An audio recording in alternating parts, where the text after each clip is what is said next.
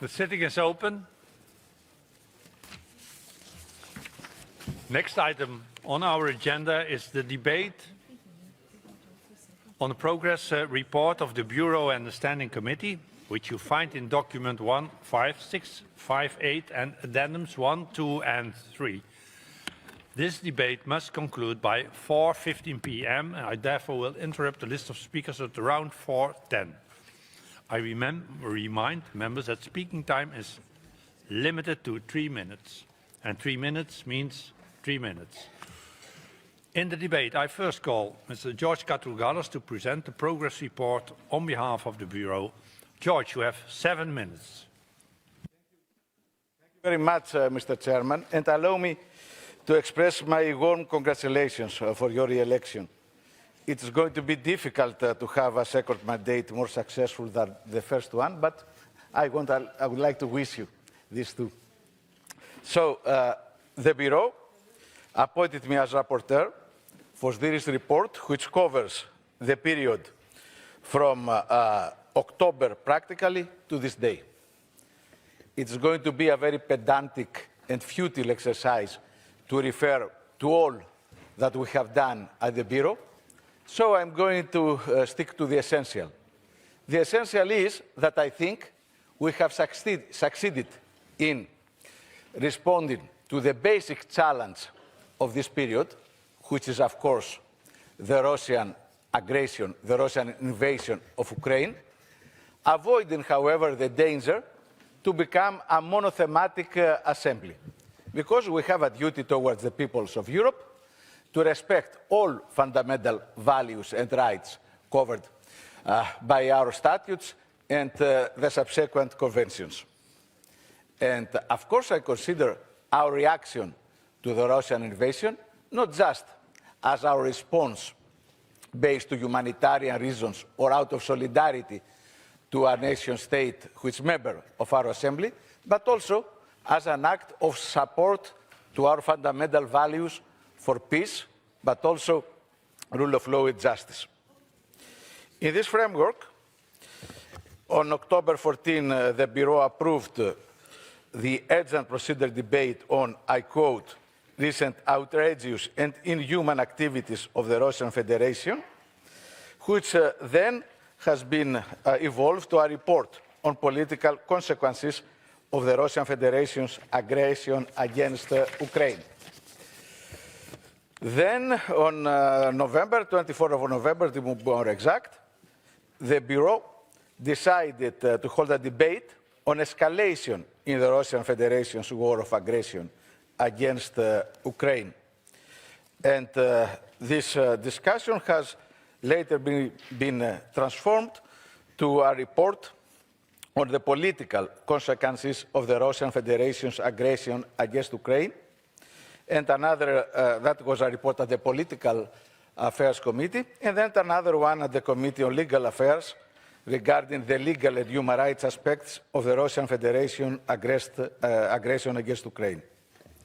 The second, let's say, big decision making of the Bureau was related to the fourth summit of heads of state and government.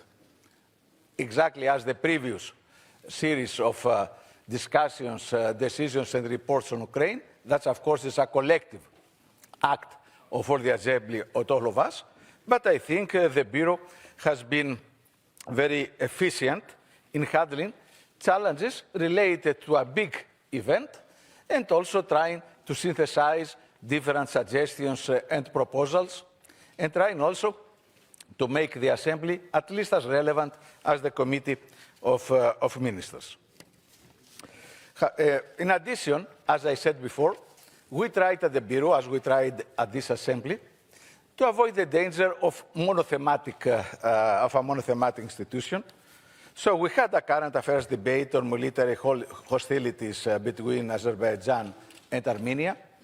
A sequel, one could say, of this debate, the current affairs debate, is the decision we have just recently taken at the morning to proceed with a debate on the humanitarian corridor there.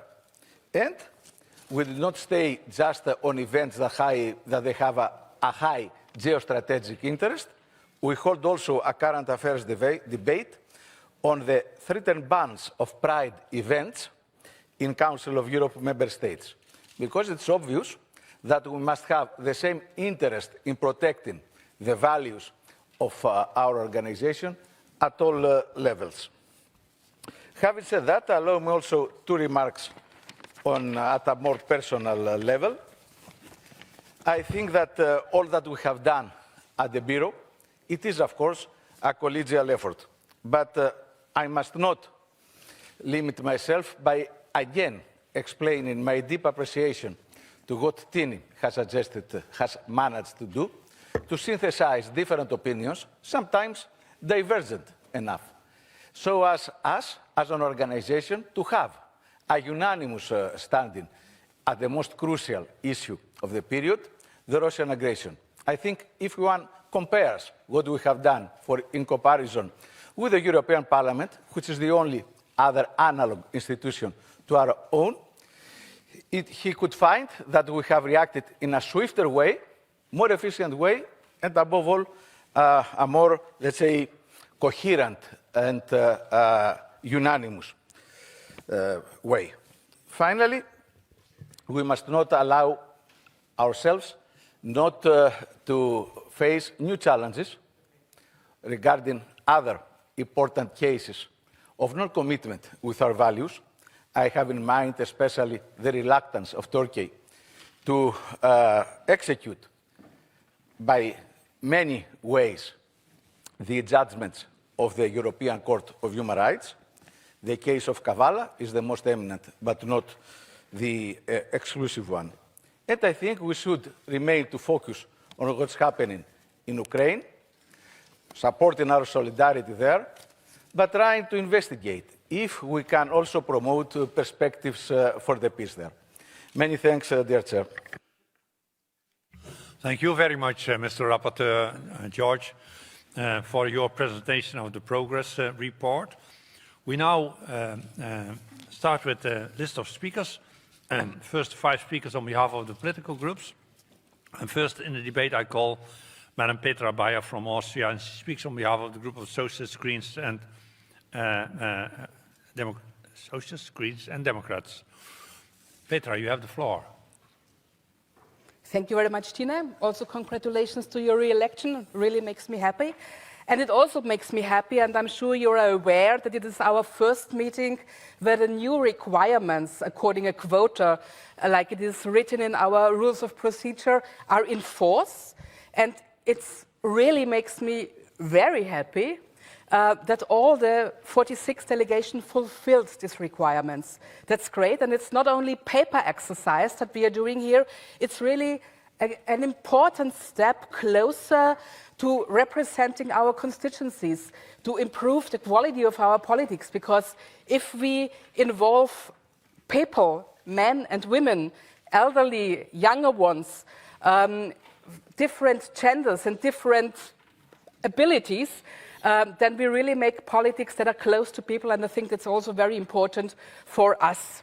To mirror the societies is also then very important when it comes to the work in committees that are fed by the political groups.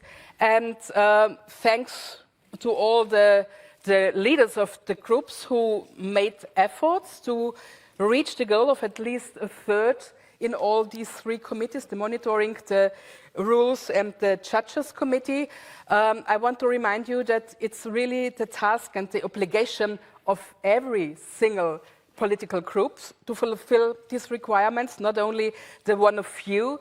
So good if we improve a little bit. Now we really scratch the 1/3. I think there is some space for in direction to the ceiling still, but it's important to have the legal basis to meet the requirements of the code of the procedures, and that's good. And we also, of course, have to look that when it comes to ad hoc committees for election observation, that there we also have a good gender balance. As a second point, let me shortly, briefly inform you about my role as General Rapporteur on combating hate and intolerance. You might know that there is a parliamentary no-hate alliance where everybody of you can become member of. You just have to tell your national secretariat that you would like to, and then you are a member. And maybe as a little asset, we will have a seminar in Vienna of the No Hate Parliamentary Alliance, a peer-to-peer seminar where we'll try to share best practices, how to combat racism, anti-Semitism, othering of people, and we'll know that it's still important to deal with these issues because racism is still on the rise. And so I really very much hope to welcome you as a member in the No Hate Parliamentary Assembly and then maybe also in Vienna this May. Thank you very much. Dank u zeer, Petra. Next in the debate, I call Alexander Pojce from Poland, and he speaks on behalf of the group of the EPP. Alexander, you have the floor. Merci beaucoup, Monsieur le Président. D'abord, je voudrais vous féliciter pour votre réélection.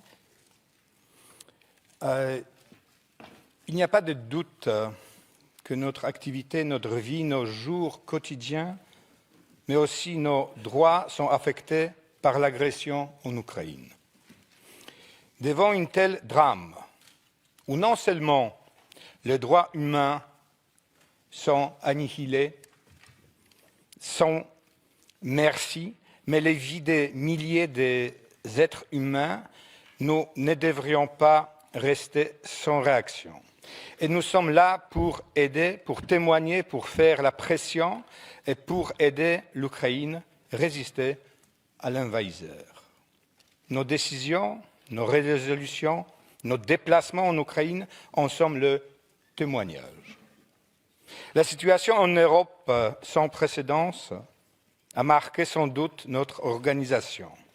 La guerre, les attaques hybrides contre notre démocratie, les migrants organisés pour déstabiliser la situation dans plusieurs de nos pays ont créé les défis auxquels nous devons faire face.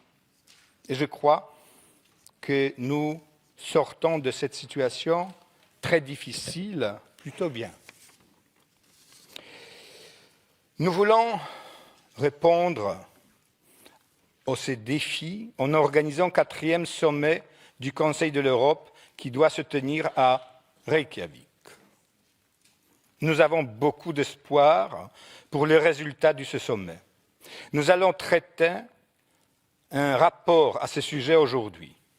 J'espère que notre voix, la voix des parlementaires, émanant par le contenu de ce rapport, va être pris en considération. J'espère aussi que le gouvernement islandais va prendre aussi en considération l'expérience du 3e sommet qui s'est déroulé à Varsovie en 2005, où une vaste participation des représentants de la société civile était largement assurée. Nous ne devons pas non plus oublier la situation au Caucase et aux Balkans, et nous devons veiller à ce que cette situation ne tourne mal. Merci beaucoup. Merci à vous, Alexander. Next in the debate, I call Mr. Julian Bulai from Romania, and Julian speaking on behalf of the ALDE group. Julian, you have the floor. Thank you so much, President, and congratulations for your re-election. And on behalf of the ALDE group, I wish you good luck for the coming year. Dear colleagues, it soon will be an entire year since the war is raging in Europe, the assaulted country being a member of our Assembly. The war in Ukraine keeps making victims. It is still destroying not only the Ukrainian infrastructure and the lives of people, but also the decades-old peaceful development of Europe. This war, as any war, is an insult to humanity, and this reality shapes everything we are doing. On behalf of my group, I would like to underline the key points of the upcoming session. The shadows of destruction and armed conflicts risk spreading well beyond the current borders activating frozen conflicts under the influence of warmongering from the part of nefarious political actors. We see how the tensions between Armenia and Azerbaijan is rising again, fueled by the same old geopolitical influences, and it is replicating thousands of kilometers away at the Kosovan-Serbian border. The European community, the international community has to continue the efforts in finding lasting solutions for these tensions that are menacing the continental peace. We also need to find ways and means to offer the necessary framework of support for the country most exposed to the risk of an expanding armed conflict, namely the Republic of Moldova. Council of Europe and the European Union should work together in finding the best guarantees for Moldova, its borders and sovereignty to continue its path towards social, economic and democratic development. In order to be a strong hand in protecting democracy and human rights on our continent, Council of Europe needs a deep reflection on its mission, and the Reykjavik summit in May this year will be the starting point of this process. We are looking forward to the debate on the excellent report prepared by our colleague Fiona O'Loughlin. Let me just underline the key areas where ALDE thinks Council of Europe could do more in order to be relevant. The International Tribunal, the new generation of human rights, above all the right to a healthy environment, and the very important proposal of a Commissioner for Democracy. I would very much like to thank our colleague Mr. Cilevic and Mr. Howell, who visited recently Osman Kavala in the Turkish prison, where he spent almost 6 years. European Court of Human Rights system is a very special tool that we have put in place in Europe to have more democratic security and the rule of law. And it is extremely important that all member states abide by these rules. Finally, on behalf of my group, I would like to draw attention of our Assembly to the growing number of political prisoners in Belarus and Russia. Maria Kolesnikova and Ales Belyatsky, Alexei Navalny and Vladimir Kara-Murza, and many, too many prisoners of conscience, fighters for freedom and democracy. We do need to work harder in order to support them and end the persecution that they are subject to. A general rapporteur for political prisoners could be a useful tool to keep this situation high on our agenda. On behalf of the ALDE Group, I invite colleagues to support this proposal in the Legal Affairs Committee. Dear colleagues, Council of Europe is, we should agree, at a crossroads in a unique historical moment when it needs and it has to reinvent itself so that it stays true to its mission in a meaningful, not formal way. Thank you. Thank you, Julian. Next in the debate, I call Mr. Zalt from Hungary, and he speaks on behalf of the ECDA group. Zalt, you have the floor. Thank you, President. I would like to congratulate to you and to all new office holders of this Assembly. I wish you a successful work to all of you in the coming year. I would like to congratulate also to all national delegations. We had not an easy challenge in front of us. We had to create appropriate gender balance in the organization. 1/3 of all national delegations are now ladies. And we have done it. I was doubtful about our ability to do this, but we have done it, so congratulations to all national delegations who have been able to fulfill this debated target. I do agree with all my colleagues who said that the fourth summit in front of us is a major challenge for the year. And I believe that our preparations for the fourth summit have been extremely important. I would rather say that the Parliamentary Assembly has been the driving force behind this fourth summit. And now, I think in the coming period, in the last phase of the preparations, we will have to make it a success story, and this will be not to a small extent on the shoulders of the Parliamentary Assembly and on us. We shouldn't forget that until now we have done quite a few important steps into this direction.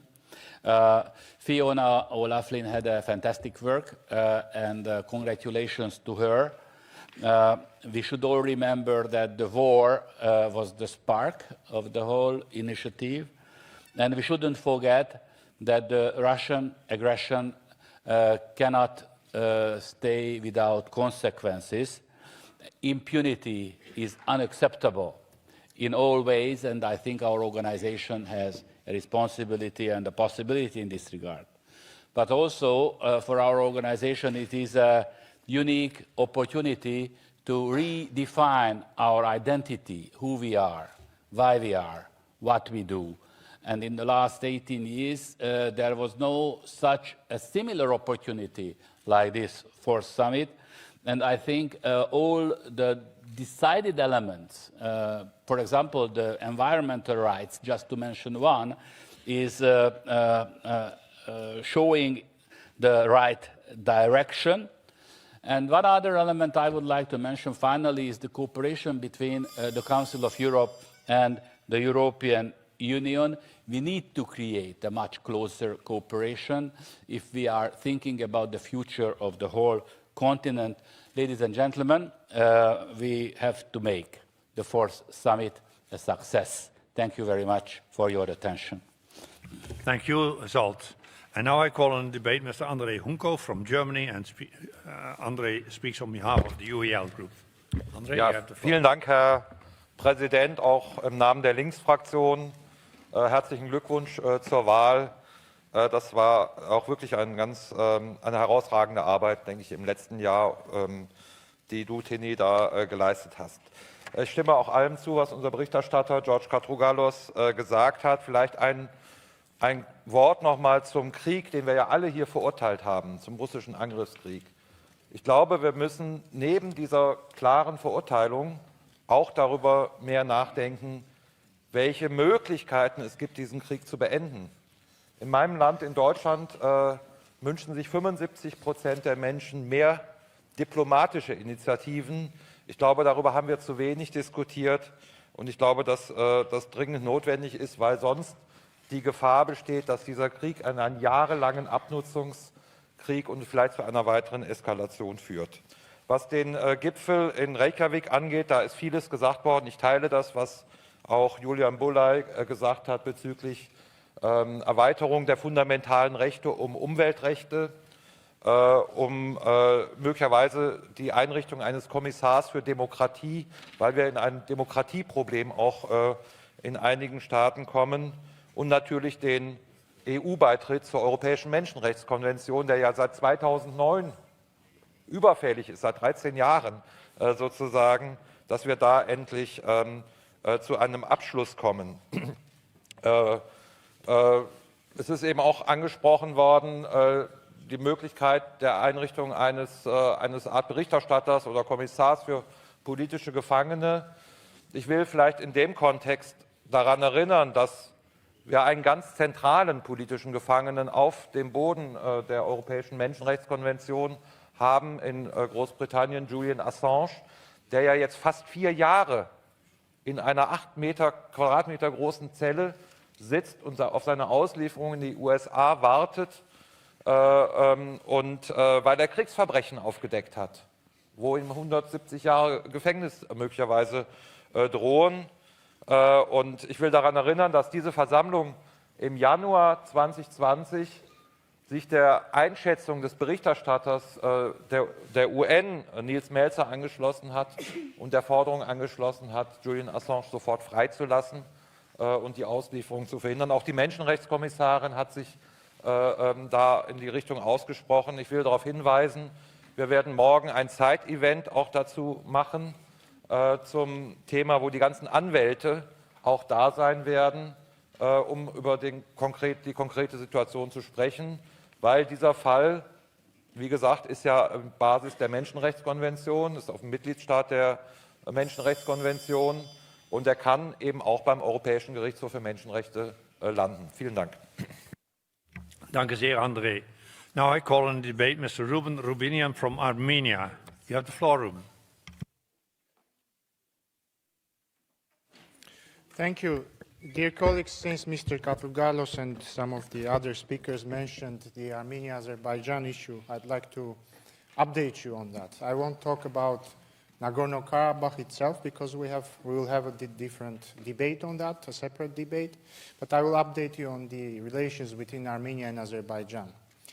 Dear colleagues, during the last session, we held a debate after Azerbaijan attacked the sovereign territory of the Republic of Armenia, occupied some part of it, and bombed civilian infrastructure deep inside Armenian territory.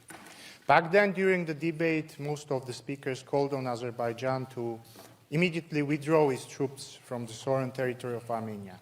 And now, a couple of months have passed, and unfortunately, I can't say that this has happened. Azerbaijan continues to occupy sovereign Armenian territory, and recently, the president of Azerbaijan, Mr. Aliyev, proudly said that Azerbaijan now has better positions which will be needed in the future, and that Azerbaijan reserves itself the right to strike objects both within Azerbaijan and outside of it, whether it will be needed. But this is not the most horrendous thing that Mr. Aliyev said. In an act of revisionism and warmongering, he said that half of Armenia is historic Azerbaijan, including the capital, Yerevan, and he called Armenia Western Azerbaijan. This term, this revisionist, irredentist term, Western Azerbaijan, has now entered official Azerbaijani language, and you know, it's an obvious intent to continue the aggression against the Republic of Armenia, and this shouldn't be acceptable. Dear colleagues, you all, better than no one, know that wars, aggressions, start with words. And you can easily recognize words which can potentially lead to aggression, to unlawful aggression. And I think this is the time that we should stop just talking about the aggressive state of Azerbaijan, but it is this time that we need a resolution on Azerbaijan, a state, the president of which openly talks about his plans to create aggression against its democratic neighbor. This shouldn't be acceptable for our organization. This should be acceptable for Europe, and I count on your support. Thank you. Thank you, Ruben. Next speaker in our debate is our former president, Rick Daams from Belgium, and he speaks from Belgium. Rick, you have the floor. Thank you, Chair. I'm not speaking on behalf of ALDE, I'm speaking on behalf of the Network on a Healthy Environment, which was established in January last year on the basis of the resolutions and recommendations that we passed unanimously in 2021, where we asked to establish a protocol on the Convention of Human Rights and even also to have some legally binding instruments as others in the Social Charter. What I'm doing now is I'm trying to give some kind of a progress report, a sub-progress report to Katrougalis, because we believe in the network that all networks, all 5 of them, should on a regular basis inform the plenum. What do you do? Where do you stand? What are your targets? How far off your targets are you? And basically ask for support, but at the same hand, giving way to the fact that a parliamentary network is kind of a special forces unit into national parliaments. This is what we are. And so this is a very extremely important potential tool to bring issues from this House into the 46 houses nationally. So just a small report. We now have 55 members out of 30 countries. We even extended that to the national delegations leaders, which basically means that we cover all of the member states. Not all of them are active enough, but we're working on it. We basically already had 7 meetings with a number of results. We will have our 8th meeting on Wednesday. We will have our 9th meeting in Marrakesh, and the tool or the target is to have kind of a business plan, you know me, Mr. Chair, in the April session in order to hit hard and get towards results, because the April session is before the summit in Reykjavik. The point is that CDDH needs to make a legally binding tool. They're dragging their feet, so we need to go through the national parliaments and put the pressure to the governments where they are in all of their countries in order to push them to go to the summit and to agree through their heads of state that environment, yes, is a human right, whether it's through a protocol, whether it's through some other legally binding matter. But the network as such is the bottom-up tool that we can use in a proper way to indeed push governments in our national parliaments to do what we, in this case in a unanimous way, have put on the table. So this is why I think it's very important. This is why we think from the network we should have a progress report on a regular basis here, not only to ask for your support, but to give you support, because we are developing tools for our members to use in their national parliaments. Just one example, we now have a kind of a resolution on environment and human rights. It's ready-made. It's like a copy-paste that each and every of our members can put on the table in the national parliaments, move on it. I hope this can go fast, because then in April we can indeed have kind of a business plan, and then on the summit this can come on the table. And let me end by congratulating you by your re-election and putting immediately the pressure on you, because we from the NEPCO, Mr. Chair, we expect you to put environment and human rights on the agenda and to push it through, and we thank you in advance.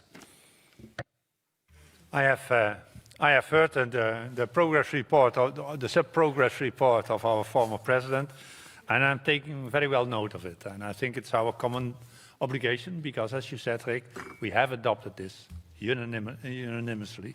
So we have to show now that we stand for our decisions. Thank you very much. Next in the debate, I call Mr. Samet Seydov from Azerbaijan. Samet, you have the floor. Thank you, Mr. President. Actually, I was going to speak about the forthcoming summit of the member state leaders, but my Armenian colleague pulled me back again to the problem which we have. Unfortunately, information which Mr. Rubinian just gave to our colleagues and friends absolutely out of agenda. 2 years ago, we brought justice to our territory. We liberated our lands from occupation. And I want to remind my respectable colleagues that half of Azerbaijan had been occupied by Armenia. 1 million refugees we had and we still have in Azerbaijan, and they have been waiting their homelands because my territories, which we just recently liberated, completely mined by Armenian military troops, and we are not able to return back. Just recently we lost again Azerbaijanis, and that's why this problem still exists. And on Thursday we are going to organize the side event about this terrible problem in this hemicycle. Please, I invite you all to take part in this side event. Unfortunately, Armenia is not able to understand that 2 years we have done a lot for peace. And in order to disrupt the peaceful negotiations, they just try to mislead international community with so-called blockade of the Lachin corridor, with unwillingness of Azerbaijan, with some terrible things which had happened. Why? Because they're afraid. Afraid of what? They are losing the power. Power, because they promised to their own nation to restore the peace, and they are not able to fulfill their obligation in front of their own nation.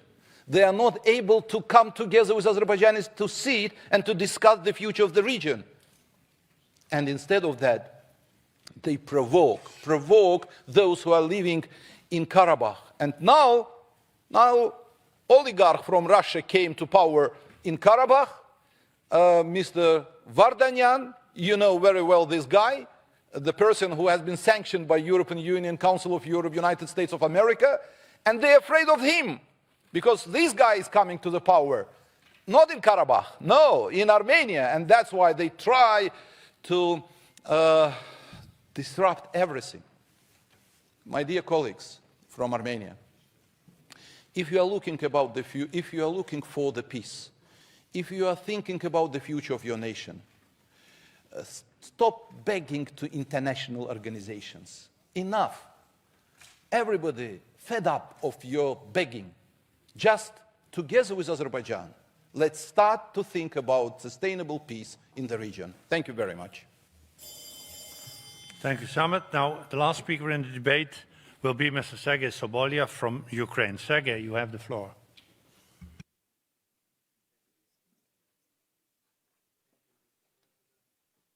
You should use another microphone, Sergei.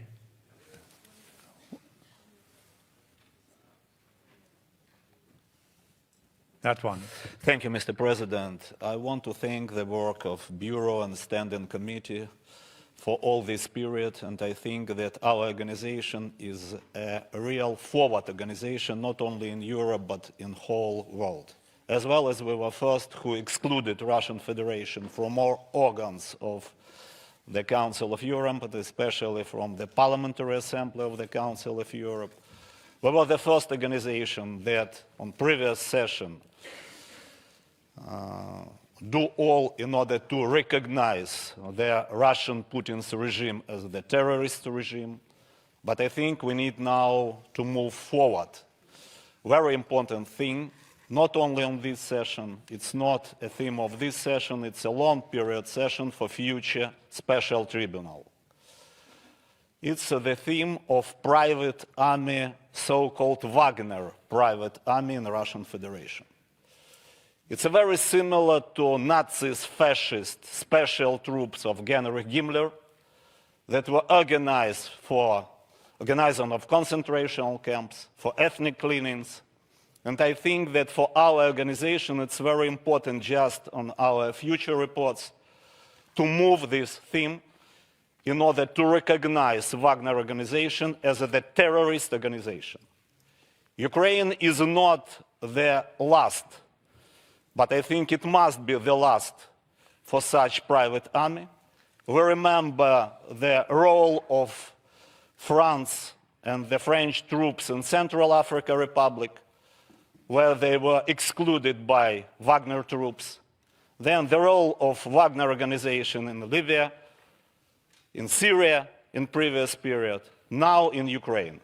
And I think that it's very important to understand that all methods of organizing of concentration camps that were organized by Wagner troops, all their methods that they are doing now in Ukraine, and then where they have an excellent lessons on previous countries, I think it's the main danger now in order to understand that the future of war is now in the most dangerous stage.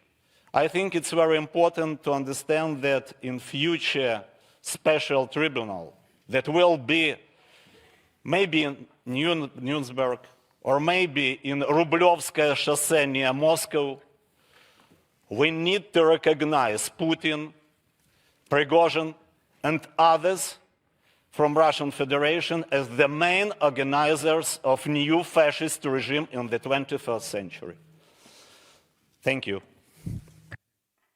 Thank you, Sergei, and it's good to see you here together with so many colleagues from Ukraine, and stay safe and sound when you return after this week.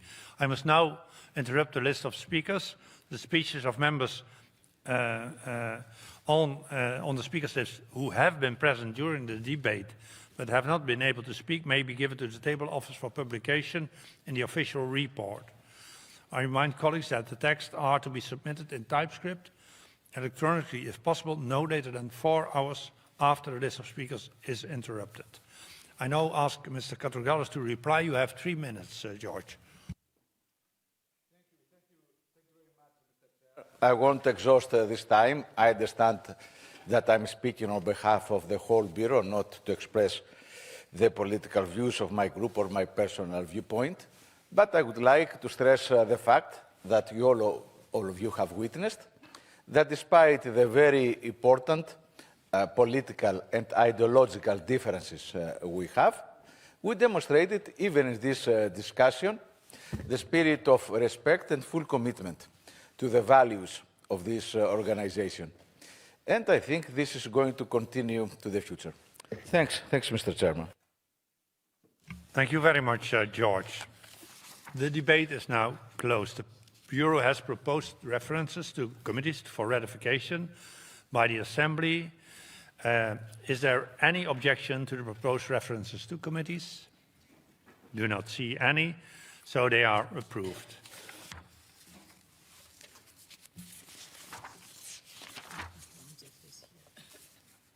I now propose that the other decisions in the progress report, which you find in document 15658 and addendums 1, 2, and 3, be ratified. Are there any objections?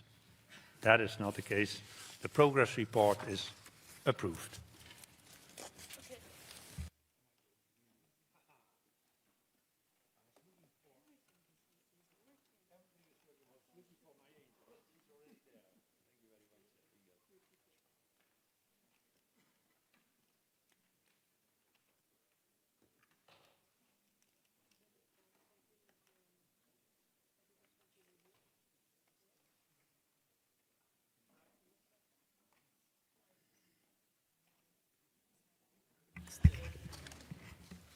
And then we continue, and the next item on the agenda is the debate on the report titled Addressing the Issue of Daesh Foreign Fighters and Their Families Returning from Syria and Other Countries to the Member States of the Council of Europe. It's document 15591, presented by Mr. Peter Omtzigt on behalf of the Committee on Legal Affairs and Human Rights. We shall now also hear an opinion from Mr. Stefan Schenak on behalf of the Committee on Social Affairs, Health and Sustainable Development. It's document 15672. In order to finish by 17:30, 5:30, I will interrupt the list of speakers about 5 p.m. to allow time for the reply and vote on the draft resolution and recommendations. I call Mr. Omtzigt, the rapporteur. You have 7 minutes now and 5 minutes at the end to reply to the debate. The floor is yours, Mr. Omtzigt. Thank you, Madam Chairman. After the horrors of the Second World War, we founded this Council of Europe. We had two objectives: no more war and no large-scale war, and no genocide. We had a number of smaller wars, and now we have a large-scale war. And today we're discussing the issue of a genocide committed by thousands of Europeans in Syria and Iraq.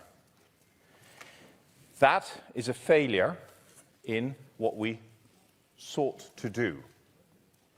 In 2017, we decided that Daesh had committed genocide and other serious crime under international law. We called for an effective prosecution of these crimes by national courts in Syria and Iraq, member states by the application of universal jurisdiction, or by international hybrid courts. Unfortunately, there hasn't been any progress over the last 5 years.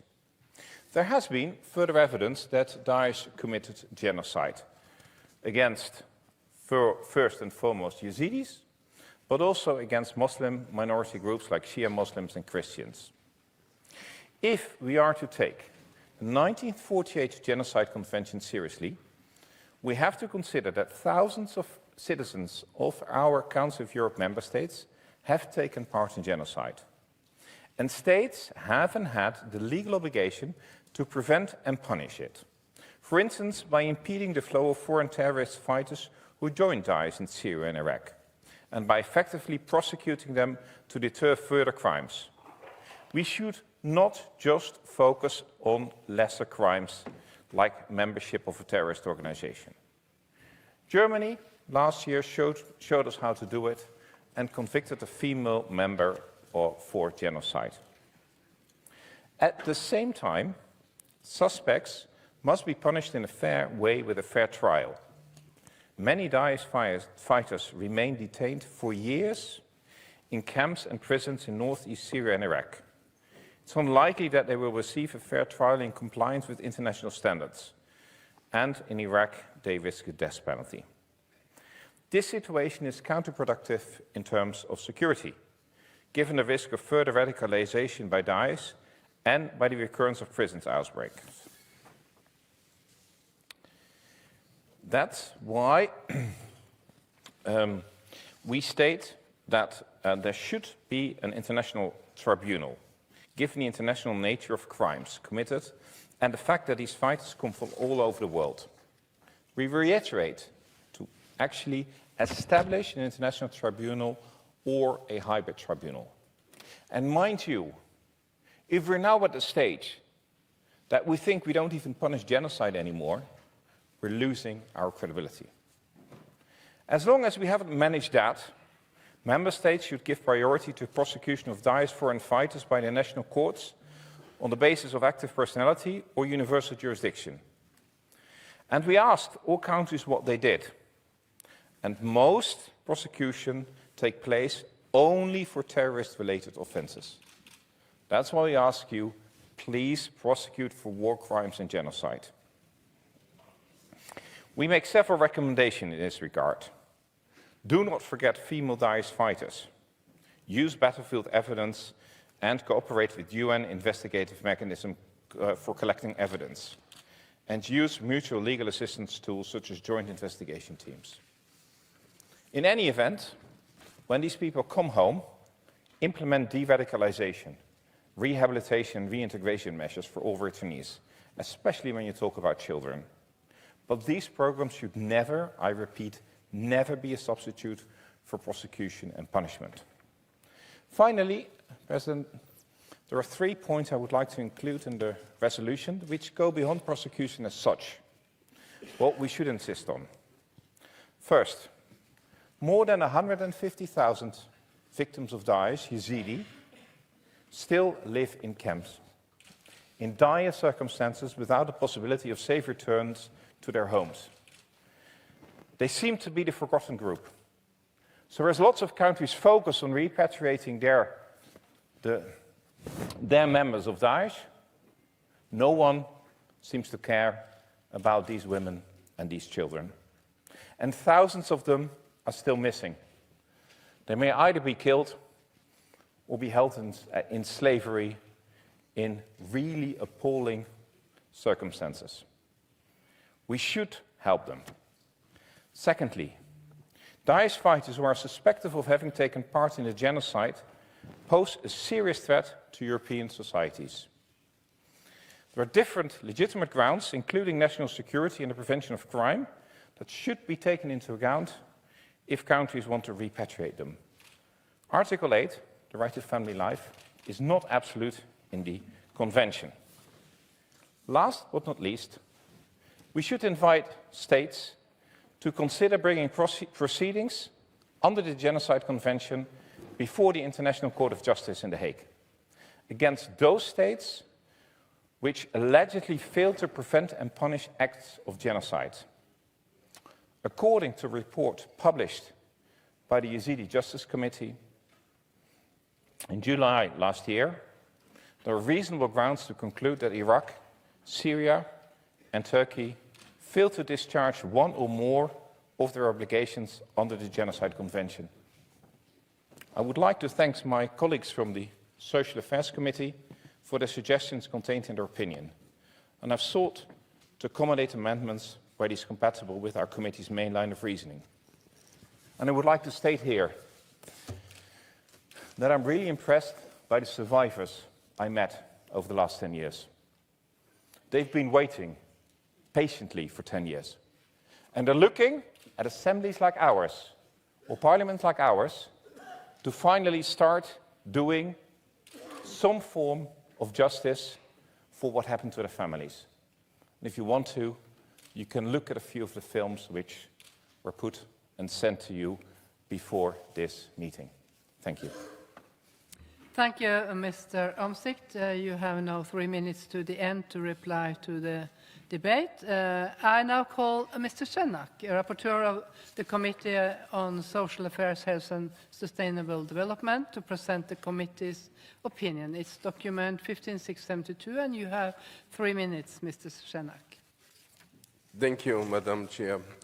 Dear colleagues, ladies and gentlemen, nearly exactly 3 years ago, I was standing at the exact same spot as your rapporteur on the urgent debate on international obligations concerning the repatriation of children from war and conflict zones. 3 years later, we are discussing once more the fate of thousands of children still stranded in horrible, inhumane conditions in squalid camps in Syria and Iraq.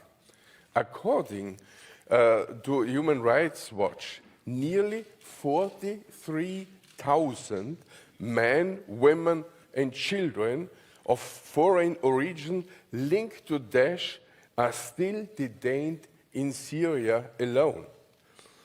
What was changed in the last 3 years? On the positive side, and I'm really thankful about that, several European countries have made great efforts and have managed to repatriate their national children, often together with their mothers as primary caregivers. But many other children remain in this camp, and sadly, that a lot of children have died in those camps. Children should primarily be regarded as victims and should be blamed for the crime of their parents. There is not one child in the world who is responsible for their parents and the situation when they got life. At last in my Muttersprache. Ich bin kein Jurist. Ich brauche auch kein Jurist zu sein, um für Menschenrechte und Kinderrechte einzustehen. Aber ich glaube, es ist ganz, ganz wichtig, dass unsere Versammlung weder Rachegedanke noch juristische Spitzfindigkeit verliert. Kinder dürfen nicht für ihre Verbrechen der Eltern bestraft werden. Ich freue mich, dass Herr Omtzig und ich heute Morgen einen Kompromiss gefunden haben, was die Abänderungsanträge geht. Wir sind beide nicht vollkommen glücklich. Das ist der Charakter eines Kompromisses. Aber ich bitte Sie, das Kompromissamendment Nummer 13 auch in der Weise zu unterstützen. Es geht, denn für die Kinder sollte nach 3 Jahren der Hölle genug sein. Und es ist noch einmal Zeit zu unterstreichen, holen wir die Kinder zurück. Danke. Thank you, Mr. Schenak. And then we continue on the list speakers on behalf of political groups. And in the debate, I call first Mr. Ivo Davor Stier from Croatia and representing EPP Group. Davor, the floor is yours. Thank you. Thank you, Madam Chair, and let me also thank Peter Omtzig for this report, as well as Stefan Schenner for preparing the opinion. As explained in the report, there is conclusive evidence that Daesh has committed genocidal acts against the Yazidis, as well as against Christians and non-Sunni Muslim minorities. This evidence has been collected and reported by the UN Commission of Inquiry on Syria, as well as the UN investigative team to promote accountability for crimes committed by Daesh. As the rapporteur has said, the Council of Europe was founded after the terrible experience of World War II with the aim to prevent future wars, war crimes, crimes against humanity, and genocide. Unfortunately, today we're again witnessing a war of aggression on European soil, that one launched by Putin's regime against Ukraine. This can only remind us of the original purpose of our organization and the obligation of our member states, and as Peter Omtzig rightly does in his report, by insisting on the prosecution of suspected Daesh fighters. In this sense, the European People's Party supports the recommendation to encourage all member states to participate in setting up a special international tribunal or a hybrid tribunal with jurisdiction over international crimes committed by Daesh foreign fighters. And pending the setting up of such a tribunal, to give priority to the prosecution by national courts, prioritizing, where possible, cumulative prosecution of Daesh foreign fighters for both terrorism-related offences and international crimes as genocide, crimes against humanity, and war crimes. At the same time, we also stress the importance of designing and implementing rehabilitation and reintegration strategies for returning Daesh fighters and their families. And with regards to foreign fighters' children, the best interest of the child should always be the guiding principle. Finally, let us not forget that at the center of all our efforts should be always the victims of Daesh in this case. and therefore is essential to support the Iraqi authorities, the UN and other organizations in locating the missing Daesh victims and ensuring the safe and voluntary return of survivors to their areas of origin. Once again, let me use these last seconds to thank Peter Omtzigt for his report. Thank you. Thank you, Mr. Davor. And the next speaker is Mr. Rick Dames on behalf of ALDE and from Belgium. The floor is yours. Thank you, Madam Chair. Our group has had a profound discussion regarding the prosecution of Daesh foreign fighters from Syria. Our group supports the establishment of a special international tribunal or hybrid tribunal with jurisdiction over international crimes committed by Daesh foreign fighters. Now, the report insists that a trial at home is essential because the prosecution in Syria or Iraq is currently not an adequate and human rights compliant solution, and there is a risk of further radicalization by Daesh in camps and the resurrection or the recurrence of prison breakouts, which may lead to an increase in the number of foreign fighters returning to Europe. The report points out that in some countries the public prosecutor insists on having trial in the country of origin. This would ensure, so they say, that they are effectively prosecuted and that there is a real follow-up during and after their detention. Part of our group is of a different opinion, part of our group is of this opinion. So those who are of a different opinion feel that the report puts too much emphasis on the priority that should be given to the prosecution by the respective national courts of suspected Daesh fighters. Amongst other things, trial at home, so is their opinion, poses serious problems regarding the gathering of proof of the heinous crimes they committed and therefore influences the charges and influences a far too low potential sentence. Thus, one should not dismiss the establishment of hybrid tribunals within their national courts with assistance from international experts on the grounds that the Iraqi or Syrian authorities are not giving enough support. These two positions are not reconcilable. It's as simple as that. Another element we wish to, as a group, put forward is the fact that regarding the implementation and rehabilitation and reintegration strategies for all returning Daesh foreign fighters and their families, we insist that the focus should first and foremost be on the interest of the child, and not, as it is currently the case, the parents. The rights of the child prevail on other rights. We insist that our Assembly has a moral duty to ensure that innocent children do not pay to their parents' crimes. The proposed amendment, I believe there is a compromise, probably will be supported by all of our group. Finally, there is a problem of fighters that have a double nationality. Also, this gives little redemption towards the crimes committed against Yazidis, Christian and non-Sunni Muslim minorities. Many of these acts, such as enslavement, sexual slavery, rape, imprisonment, torture and murder, also amounted to war crimes and crimes against humanity, and we feel that this should be more explicitly in the report.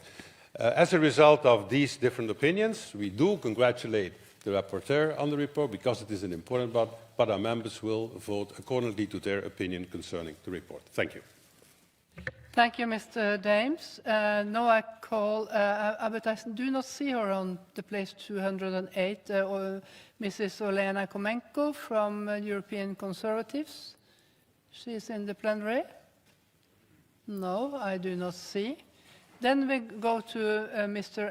Emmanuel Fernandez, United Left from France. The floor is yours.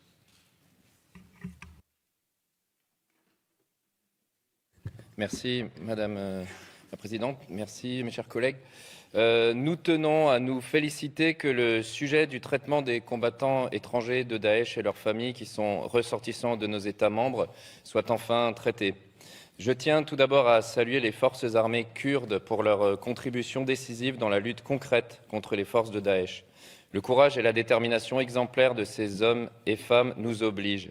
Ils nous obligent à les défendre et à assurer leur sécurité. Mais ils nous obligent aussi à trouver une solution pour juger et condamner les membres de Daesh, aujourd'hui détenus dans les camps ou des prisons en Syrie et en Irak. Les conditions indignes de détention qui règnent doivent nous pousser à agir avec mesure et précision, mais sans tarder. Nous soutenons la demande d'incrimination des combattants de Daesh pour génocide et crimes contre l'humanité, en plus des accusations de crimes de guerre et de terrorisme. Il convient donc que l'ensemble des États membres déploient l'arsenal judiciaire qui convient pour répondre à ces crimes. Nous soutenons par ailleurs la demande de création d'un tribunal international pour juger ces crimes. En effet, ce conflit et ces crimes regardent l'ensemble des pays du monde, tant par la présence importante de combattants étrangers que par la nature même des crimes qui ont été commis. De plus, nous ne pouvons nous contenter de la situation actuelle et nous partageons de vives inquiétudes quant aux garanties qui doivent entourer les procès qui ont déjà lieu. Le droit à la défense et à un procès juste et équitable ne sont pas négociables, y compris pour les crimes les plus odieux, et nous rappelons également notre opposition ferme à la peine de mort. Dans l'hypothèse où la création d'un tribunal international pour juger ces crimes ne soit pas possible, il conviendra alors de tout faire pour mettre en place ces tribunaux hybrides. Cependant, le temps manque et le rapport souligne bien qu'il est intenable de faire perdurer encore des années le fonctionnement actuel des camps d'emprisonnement dans lesquels sont détenus les combattants de Daesh avec leurs familles et leurs enfants.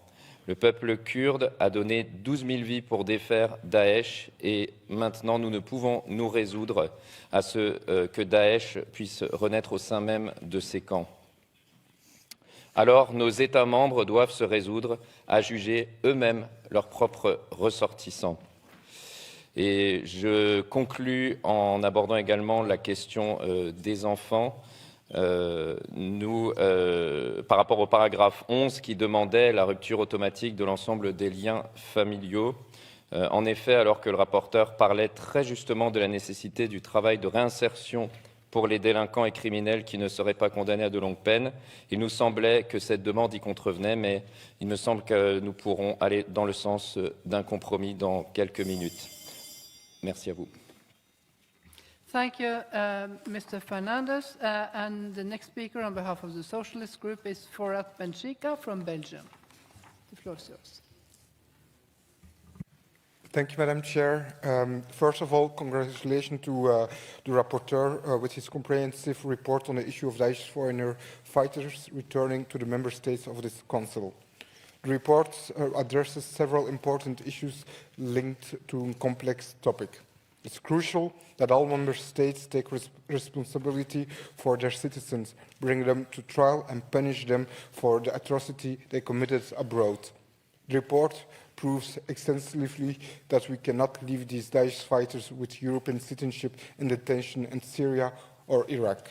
These countries don't have the means, or in the case of Iraq, not even the legal framework to punish those who committed heinous crimes against humanity, including enslavement, sexual slavery, rape, torture, and genocide.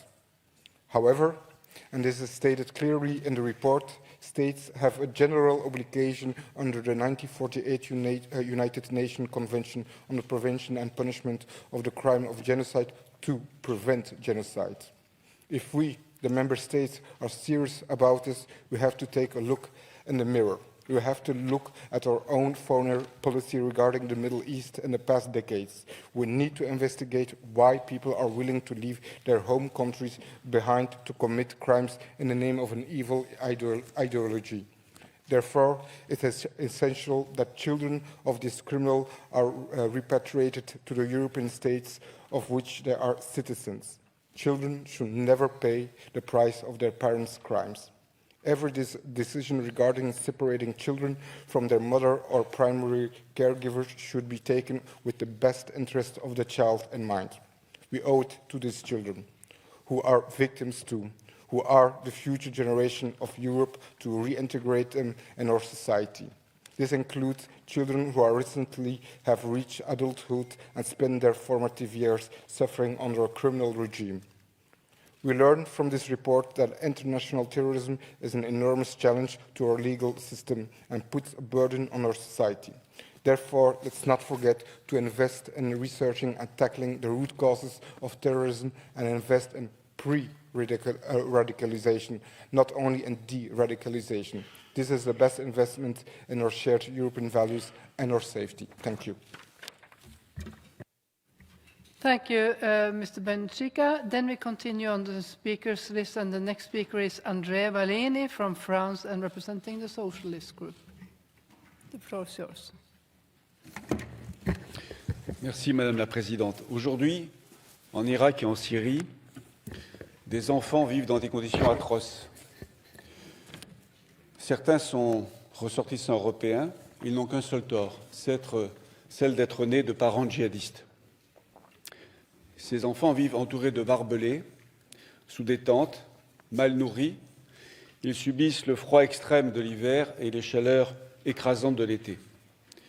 Désœuvrés, livrés à eux-mêmes, témoins et otages de la cruauté de la vie dans les camps, ils peuvent à tout moment faire l'objet de prédations physiques et sexuelles. Sans soins ni nourriture digne de ce nom, sans école souvent, ni soutien psychologique, ils sont maltraités physiquement et psychiquement, parce que leurs parents ont fait le choix évidemment condamnable du djihadisme. Mais depuis quand, dans nos États de droit, punit-on des enfants pour les crimes de leurs parents? Je suis allé personnellement dans l'un de ces camps, en Irak, et j'ai interpellé au Sénat français à 2 reprises le gouvernement de mon pays pour que la France procède enfin au rapatriement de tous les enfants qu'elle laisse toujours dans ces camps sordides depuis maintenant 4 ans. Nombre d'États ont fait prévaloir la justice et la raison sur la vengeance. La crainte inavouable d'une opinion publique dont on suppose à tort qu'elle serait inaccessible à une mesure de justice et d'humanité ne doit pas nous détourner de nos valeurs humanistes fondamentales. Même si notre collègue Stéphane Skenac interprète d'une manière extensive l'arrêt de la CEDH du 14 septembre 2022, je souscris pleinement à son analyse, selon laquelle l'intérêt supérieur de l'enfant doit toujours être notre boussole. Il restera ensuite à traiter, bien sûr, la question des ressortissants européens majeurs, aujourd'hui détenus en Irak ou en Syrie. Je reste persuadé que, compte tenu des crimes qu'ils ont commis, ils devraient être jugés par une juridiction internationale. En tout état de cause, il faut recueillir et conserver l'ensemble des preuves et des témoignages relatifs à ces crimes. En 2021, la France et la Suède ont mis sur pied une équipe commune d'enquête en appui des procédures relatives aux principaux crimes internationaux commis par des combattants terroristes étrangers, notamment contre la population yézidi en Syrie et en Irak. De telles initiatives sont bien sûr à encourager. Je vous remercie. Thank you so much, Mr. Vallini. And then we continue to Austria and Mr. Reinhold Lupatka, representing the EPP group. Madam President, dear colleagues, thousands of individuals who acted in the name of Daesh perpetrated serious crimes under international law. There is conclusive evidence that Daesh has committed genocidal acts against members of Yazidi, Christians, and non-Sunni Muslims. Many of these acts, such as enslavement, sexual slavery, rape, imprisonment, torture, and murder, also amounted to war crimes and crimes against humanity. With the territorial defeat of Daesh in 2017, thousands of people of these terrorist groups, mostly women and children, stranded in crowded camps in Syria and in Iraq, with limited access to food and, of course, also limited access to medical care.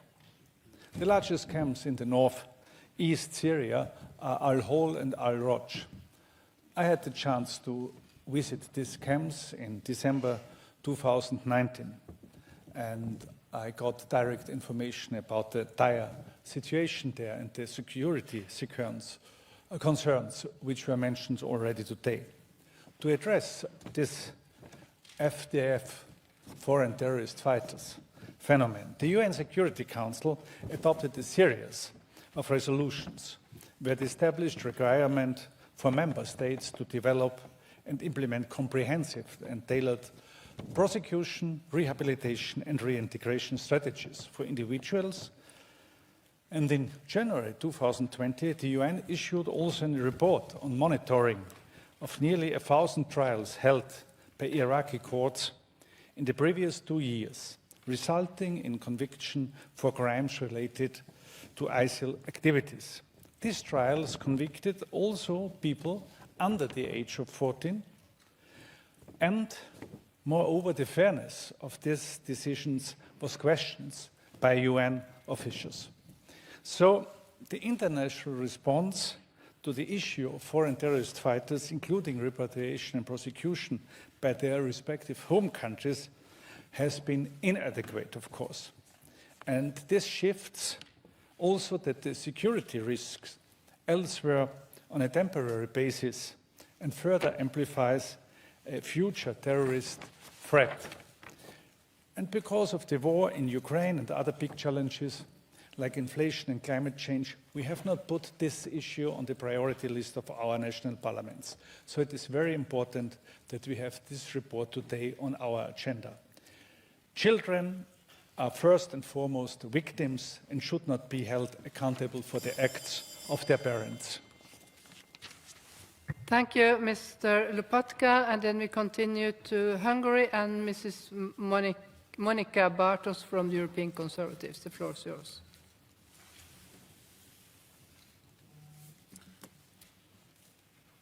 Madam Chair, thank you for the floor. Dear colleagues, the member states of the Council of Europe contribute tens of thousands of soldiers to peacekeeping operations.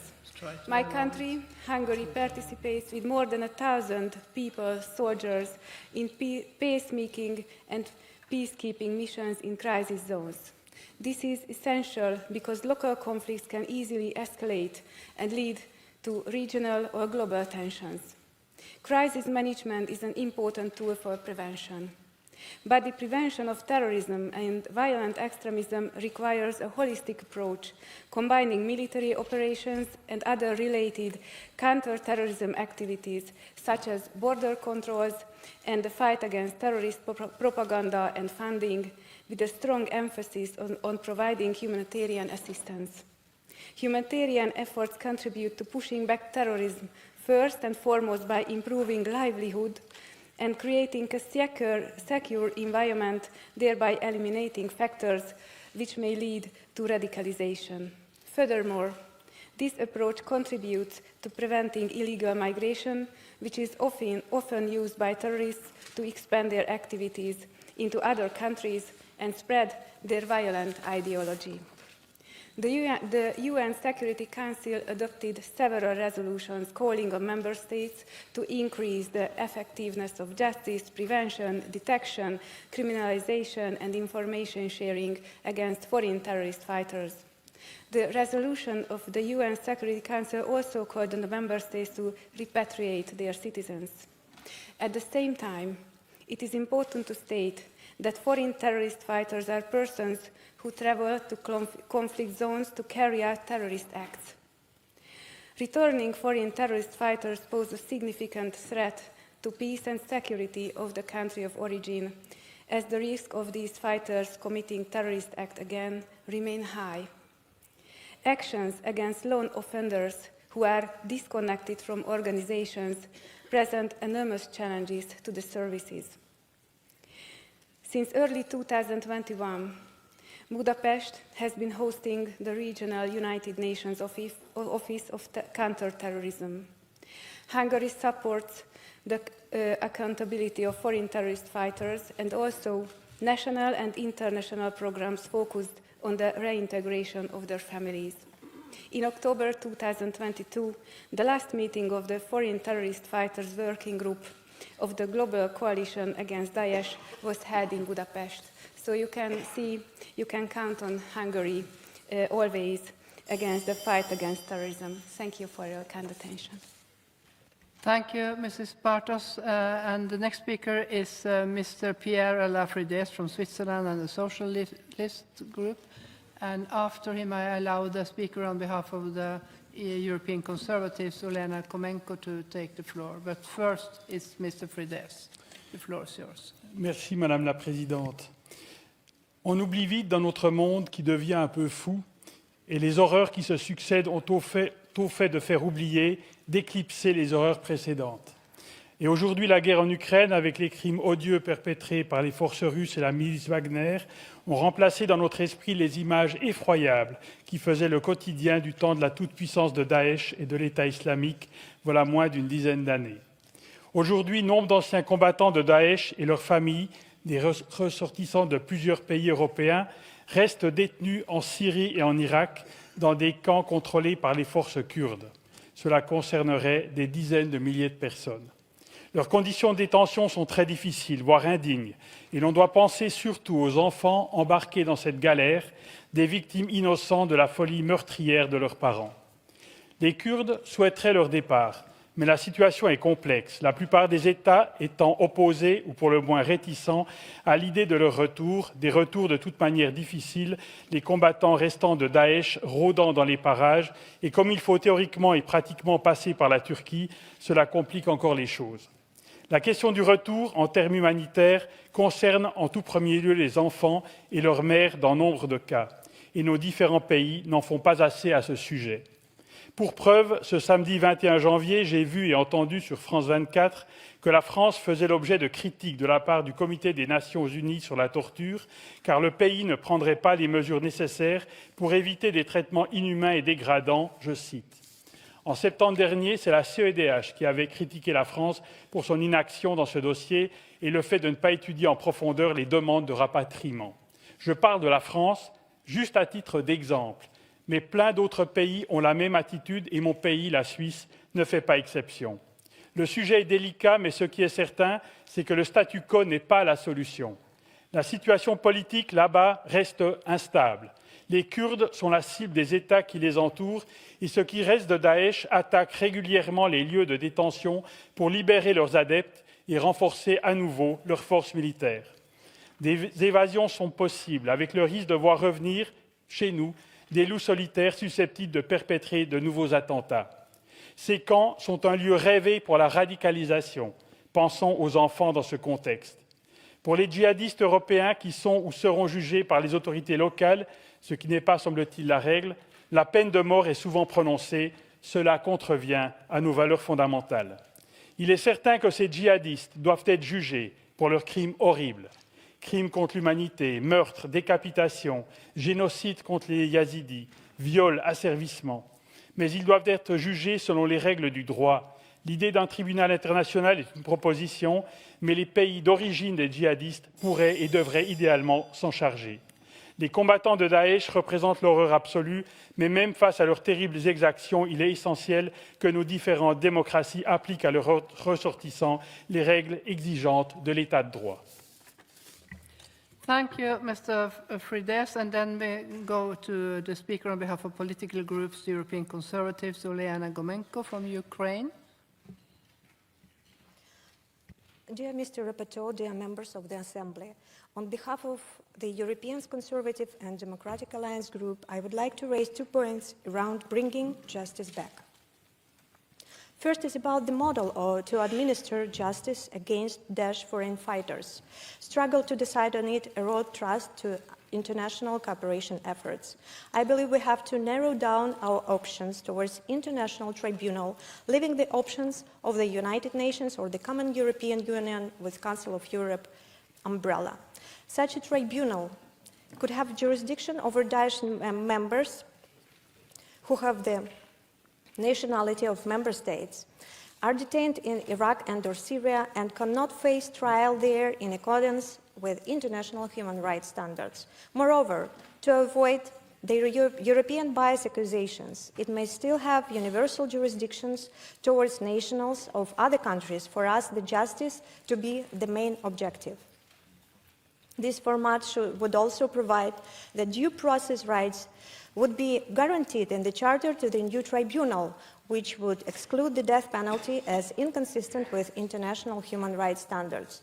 We support the idea that pending the setting up of a tribunal, we should give priority to the prosecution of the national courts of suspected Daesh fighters and members who come within their jurisdiction or control on the basis of principle of active personality or universal jurisdiction, especially what comes to universal jurisdiction. Our state should not eventually become a cozy home for war criminals, no difference whether they committed crimes in Syria, Iraq, or Ukraine.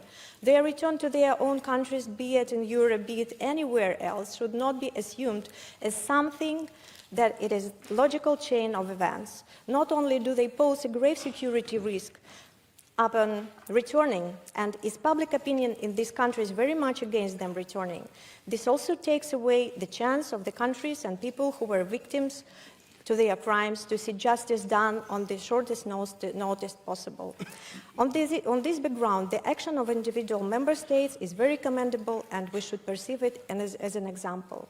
They might provide a wider support to our other states to make us stronger collectively. Secondly, we should pay close attention towards preventing the spread of their activity globally. Vast efforts have been invested towards curbing the ability of such organizations to commit war crimes. This has to continue. We deem it essential to keep the strong position against exploitation of war crimes and genocide. Foreign fighters and mercenaries are strong as ever before. For instance, Wagner Group, that became very important to the Russian military machinery and the brutal genocidal efforts in Ukraine, keeps undermining the right to self-determination and committing war crimes all over the world. In Central African Republic, Mali, Libya, Sudan, no name a few. If we could not prevent war criminals and genocide, then we must at least punish it. Unfortunately, justice is not inevitable. We are here to prove we can. Thank you. Thank you, Mrs. Komenko. And then we continue to Mrs. Boriana Åberg from Sweden and the EPP Group. Colleagues, I'd like to thank Mr. Omsik for the excellent report.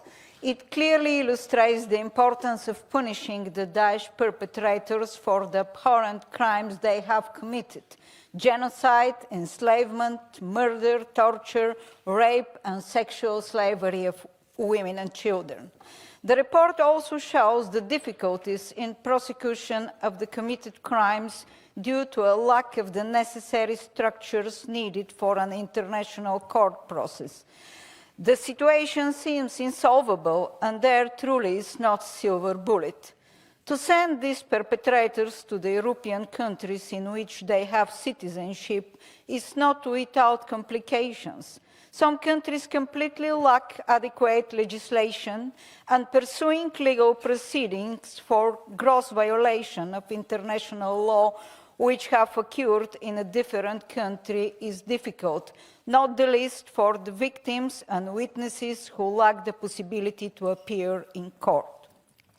In Sweden, preliminary investigations of Daesh women for crimes against humanity and war crimes have been dropped due to difficulties with the evidence.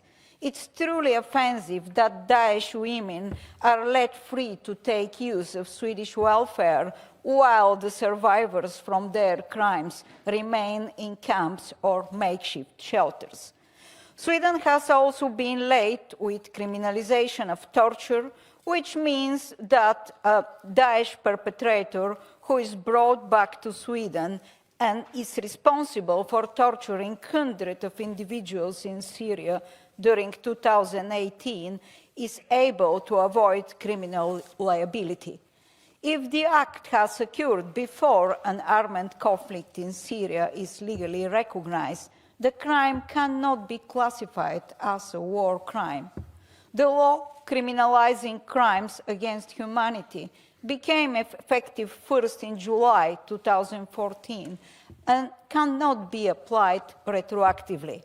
It's worth remembering that Daesh is only defeated territorially, and many active cells remain, even in Europe, to bring back terrorists from the camps in Syria to later fail convicting them and allow them to roam freely is not only mockery against the victims of the crimes, but also a severe security risk. This is why member states need to intensify their efforts toward establishing of a special international tribunal or hybrid tribunal. Thank you, Mrs. Åberg. And then we continue with Laszlo Torok-Sky from Hungary. The floor is yours. Thank you, Madam President. There is no place for terrorists or terrorism in Europe. The only issue we can discuss is children's rights. First of all, we have to talk about the fact that the very idea of even raising the question of whether we want to allow terrorists back into our countries is absolutely crazy. Secondly, we need to talk about the fact that European countries, especially the left liberal politicians, are defending real terrorists and terrorist organizations, while at the same time they are easily labeling those who have nothing to do with terrorism with all kinds of offensive remarks. In this building, in this hemicycle, at the Parliamentary Assembly of the Council of Europe, Mr. Paul Gavin did the same. He called my speech, in which I also spoke about the rights of tax-paying, law-abiding Europeans in relation to migration, a hate speech. Meanwhile, Mr. Gavin himself is protesting and fighting for the leader of a terrorist organization, the Kurdistan Workers' Party, which is based on communist ideology and is responsible for the deaths of thousands of people. In addition, many members and leaders of this Kurdish terrorist organization are free to live in the European Union. This is also unacceptable, as is allowing members of the Daesh, or the Islamic State terrorist organization, into Europe. It is almost impossible to understand why the leaders of the European Union have left our borders open, through which terrorists have already been able to enter our countries almost without any control. The perpetrators of the horrific, bloody terrorist attack in Paris, who killed more than 100 innocent people, were also allowed to cross the Hungarian-Serbian border freely. In 2015, members of the field police under my command captured a terrorist near the Hungarian-Serbian border, who later committed a terrorist attack in Würzburg, Germany, on the 18th of July in 2016.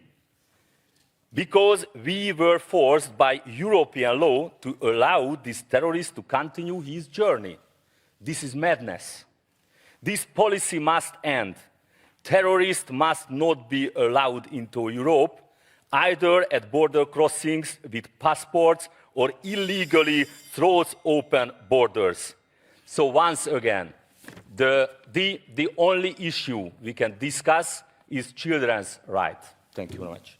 Thank you, Mr. Toroxkai. And then we continue with Lord Leslie Griffiths from the United Kingdom and the Socialist Group. The floor is yours. Madam Chair and colleagues, I have listened to the debate very intently and have been alarmed by the repeated descriptions of the camps in which tens of thousands of people are simply left basically to rot. If we could think that Guantanamo was itself a denial of human rights, then it's not far removed from that to ask the same question about people who, without hope, without horizons, without perspectives, must face the rest of their lives, it seems, to being in these camps with the dreadful conditions that have been so well described by a number of people. It's obvious that something's got to be done. I don't want terrorists shipped into Europe, like the previous speaker mentioned, but I do want justice to be done. Now, even the Yazidis, against whom the most awful crimes have been committed, recognizing that an international tribunal will not be set up between now and tomorrow, are calling for the repatriation of the people who are in those camps, in order not that they roam freely anywhere, but that they face judgment in their country of origin. The United Kingdom has removed the citizenship of over 200 people in this category. I don't know what statelessness amounts to in the eyes and the hearts of a body like this. But somebody's got to give some thought to it, and it needs to be dealt with. And the one thing that's sure is that if we worry about bringing people from the camps into our different countries, terrorists walking freely in our lands, let it be certain that there where they are now, the day will come when the cross-fertilization of terrorist ideas will explode into an eruption of terrorism worse than any we've seen right now. So I'm very concerned that we have fine speeches made in this hemicycle, that we see an objective that we'd all like, but the practical steps to realize it seem so elusive and difficult to discover and define. My friends, I think that we've got to get a note of urgency into this debate. Surely not another 10 years are going to pass where we're asking the same questions and describing the same conditions in those dreadful camps. Please, let's inject this sense of urgency. Let's find a way through the maze of complications, and let's assure ourselves that next time we meet, something will have been done.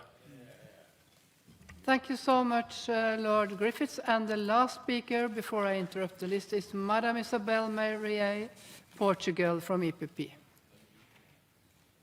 Présidente, chers collègues, compte tenu de la menace permanente que représentent les combattants du Daesh, c'est vrai que ces enfants ont leur propre droit à la vie familiale consacrée à l'article 8 de la Convention, dont ils ne peuvent pas être privés en vertu des crimes de leurs parents.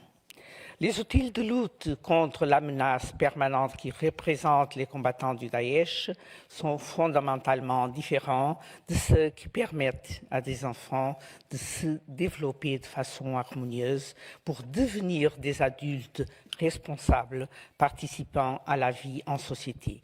La sanction des actes de terrorisme n'est qu'une partie de la solution à apporter pour combattre efficacement l'obscurantisme de Daesh.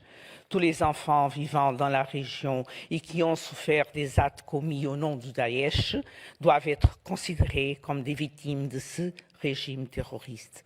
La plupart des enfants enfermés dans les camps de Al-Hajj et Hajj étaient très jeunes au moment des faits. Ils nécessitent des soins et une attention tout particulière pour prendre un développement équilibré et paisible. Les enfants ne peuvent pas être jugés comme des membres ou des soutiens de Daesh. Eux aussi sont des victimes de Daesh. Même si certains sont entre-temps devenus de jeunes adultes, ils étaient des enfants au moment. Ils sont avant tout des victimes d'un régime criminel qui ne reconnaît pas l'attachement au bien-être de l'enfant. Il est nécessaire que ces enfants soient accueillis dans les meilleures conditions afin de permettre leur reconstruction en respectant leurs besoins spécifiques. Cela fait très longtemps que ces enfants connaissent des conditions inhumaines et dégradantes. Il est urgent qu'ils rentrent au pays et que les auteurs et complices de ces crimes soient jugés, y compris par nos tribunaux et par nos juridictions. Merci.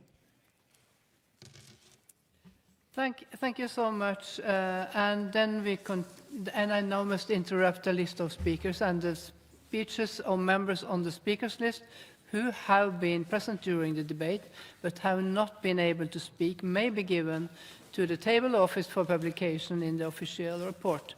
I remind colleagues that typewritten text must be submitted electronically no later than 4 hours after the list of speakers is interrupted. I call Mr. Omsik, the rapporteur, to reply to the debate. You have 3 minutes, sir. Thank you. Thank you, colleagues, and thanks for this debate, for not forgetting about what happened, because that, and our colleagues reminded of it, since Ukraine, we may tend to forget the thing that happened before. And we should not fall into that trap. If justice is not being done and seen to be done with the most heinous of crimes, genocide, then we lose credibility as an international community in other very serious crimes, but less serious than genocide. So I fully understand my British colleague, Lord Griffith, who says, let's not have this debate in 4 or 5 years' time again, because we were here in 2017. That means 2 things. It means that all of us go home after this debate and ask our governments to put some pressure on setting up this international tribunal, and at the same time push our own governments to start prosecuting those people who are there. And that's not happening, and I like to thank Ms. Aberg for being clear what happened in Sweden. She was just most clear, but it's happened in many countries. Fighters returned, were not prosecuted, could restart their lives, their children could not restart their lives, the Yazidis are living in camps, and thousands of people are missing. That's the opposite of justice being done and justice being seen to be done. Now, there is this issue of the children. And just to be able to allow countries that want to repatriate these children to repatriate them, you have to make sure that you read the second part of Article 8, which is the right to family life in the European Convention on Human Rights. There shall be no interference by a public authority with the exercise of this right, that's the right to family life, except such as in accordance with the law and is necessary in a democratic society in the interest of national security, public safety, or the economic well-being of the country. And it goes on about crime and other things. So that's why we chose exactly the text to refer back to Article 8 of the European Convention on Human Rights and the exceptions there. And we believe it's not always in the interest of the child to have a primary caregiver who has been involved in genocide. So that's where basically we're looking for. But let's take it on ourselves. If we only talk about it over here, we fail. And then we talk about it again in 5 years' time. So it's now up to us to make sure our own countries start doing it. Thank you very much. Thank you, Mr. Omtzigt. Does the chairpersons of the committee, Mr. Damien Cottier, wish to speak? You have 3 minutes, sir. Yes, thank you, Madam President. Dear colleagues, this report is based on a motion for a resolution tabled back in 2019.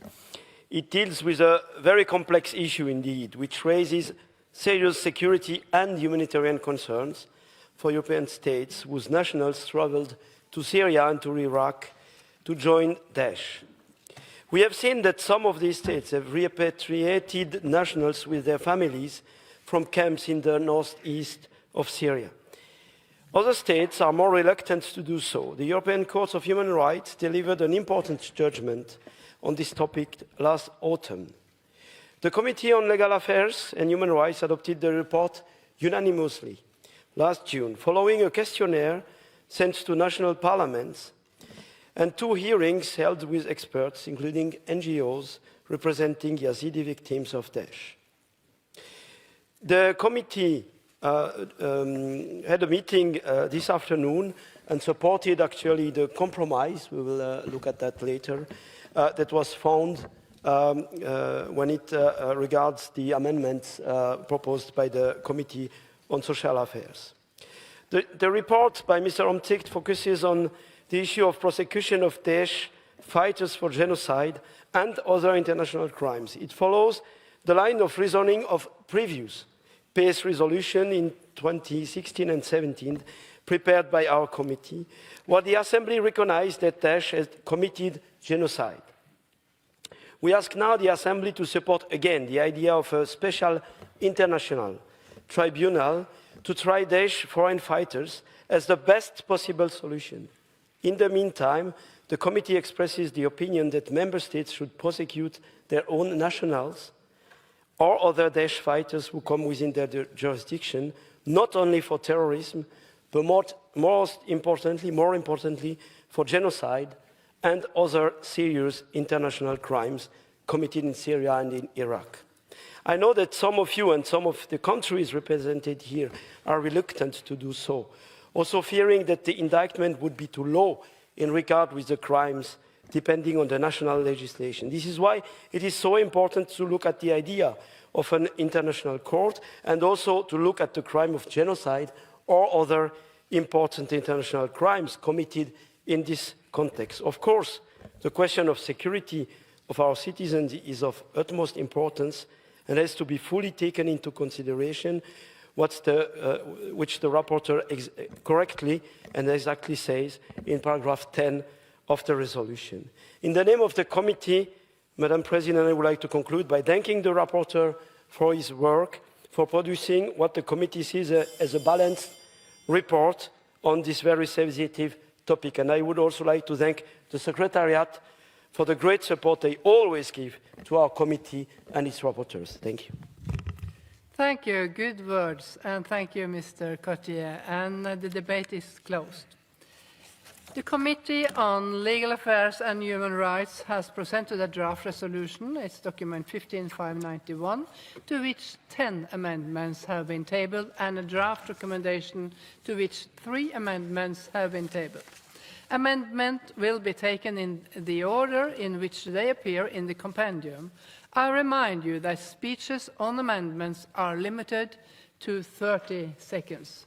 We will start with consideration of the draft resolution and will then consider the draft recommendation.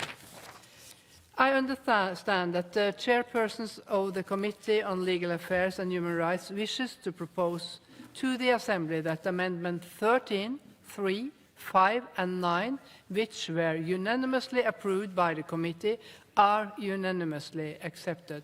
However, 13 and 9 have consequently implications and will be discussed in the order in which they were laid. The chairperson wishes to propose to the Assembly that Amendment 3 and 5 to the draft resolution, which were unanimously approved by the Committee, should be declared as agreed by the Assembly. Is it so, Mr. Cotier?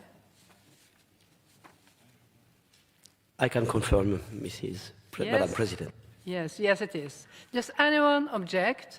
If so, please ask for the floor by raising your hand. I can see none. As there is no objection, I declare that the Amendment 3 and 5 to the draft resolution has been agreed. There is an objection, so the amendments will be taken in the order as on the compendium. Any amendment which has been rejected by the committee sized for report by a 2/3 majority of the votes cast shall not be put to the vote in plenary and shall be declared as definitively rejected unless 10 or more members of the Assembly object. I understand that the chairpersons of the committee wishes to propose to the Assembly that amendments 4, 8, 10, and 11 to the draft resolution, which were rejected by the committee with a 2/3 majority, be declared as rejected. Is it so, Mrs. Cotier? Yes, it's so. It's nodding. Does anyone object? No. As there is no objection, I declare that amendments 4, 8, 10, and 11 to the draft resolution are rejected. I remind the Assembly that the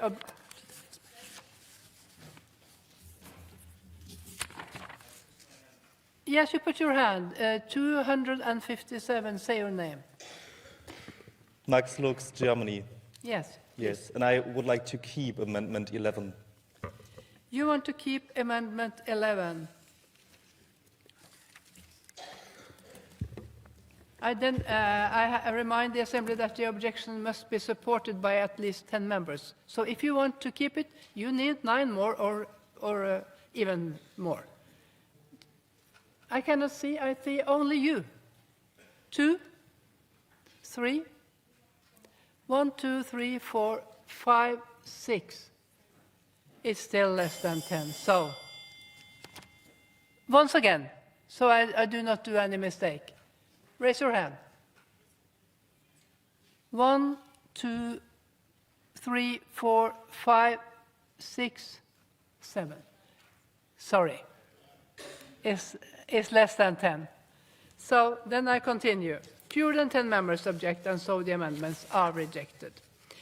I call the chair of the Committee on Social Affairs, Health and Sustainable Development to support Amendment 1. You have 30 seconds. the chair of the committee. No, Mr. Shenak. Yes? No. I'm not the chair. You're good enough. Amendment number 1 and amendment number 2 are part of the compromise in amendment number 13. Both amendments was unanimously adopted in the social committee, so I cannot withdraw them officially, but I cannot support them. So please understand, amendment 1 and amendment 2 are now included in amendment 13 as a compromise. Thank you. Does anyone wish to speak against the amendment? Mr. Omzicht? I'd like to repeat the words of Mrs. Shenak.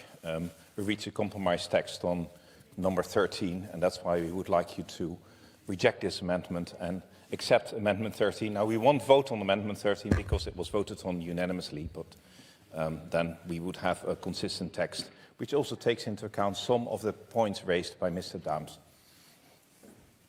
Thank you, Mr. Omzicht. What is the opinion of the committee on the amendment? It's the same opinion, actually, Madam President. So the committee supported unanimously Amendment 13 and rejected amendment with a clear majority Amendment number 1. You're against Amendment number 1. Okay. I shall now put the amendment to the vote, and the vote is open.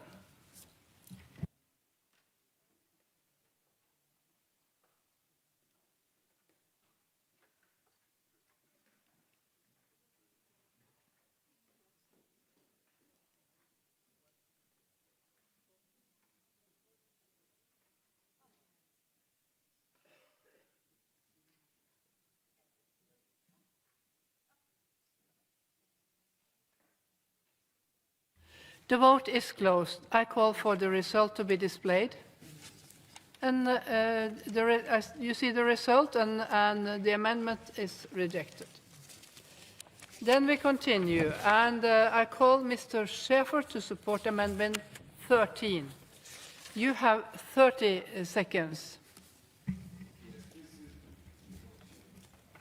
Is this Mr. Shenak? Yes. Yes, not Mr. Shenak. No, it was not read, so I was waiting. Yeah. This was, I think, we did it today in the morning, and it was not so easy for us because we have to move from both sides. For the social committee and the committee who is responsible for children's rights, it was important that there is not the sentence anymore, forfeit their right to family life. And I think this compromise, I stay behind this compromise, and I hope this compromise gets a big majority. Thank you, Mr. Shenak. Does anyone wish to speak against the amendment? No, the compromise seems to be, in a way, obviously in favor also of the committee. Is obviously in favor. Mr. Cottier? Yes, it is the case, actually, Madam President. It was actually supported unanimously by the committee. For procedural reasons, it was not possible before to... We have to vote on it because it was linked with other amendments, but it's a unanimous support from the committee. Thank you, Mr. Cottier. I shall now put the amendment to the vote, and the vote is open.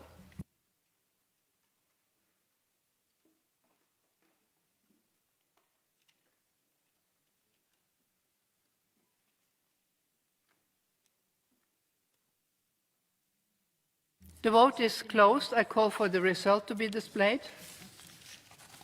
And you see Amendment 13 is agreed to. Then we continue. I call the chair of the Committee on Social Affairs, Health and Sustainable Development to support Amendment 2. You have 30 seconds. It's also still Mr. Shenak? Yeah. See, you not forget that I was long time the chair of this committee, but now I'm only the rapporteur. But it's no problem. I always feel in a very positive to this wonderful committee. As I said before, that I cannot withdraw because it was unanimously adopted, but it's now a part of the compromise, and so I'm not supporting this amendment. You are not supporting. So then, does anyone else wish to support this amendment? No. What's the opinion of the committee? I have to ask if you. I heard Senna speak against, so I do not repeat any more of that. So the committee, please, the chair of the committee. Yes, the committee is against by a clear majority. Thank you. The committee is against. I shall now put the amendment to the vote, and the vote is open.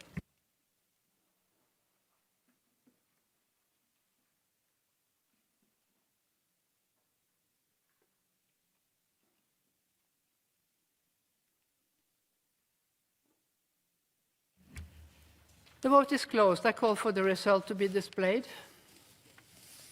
And amendment number 2 is rejected.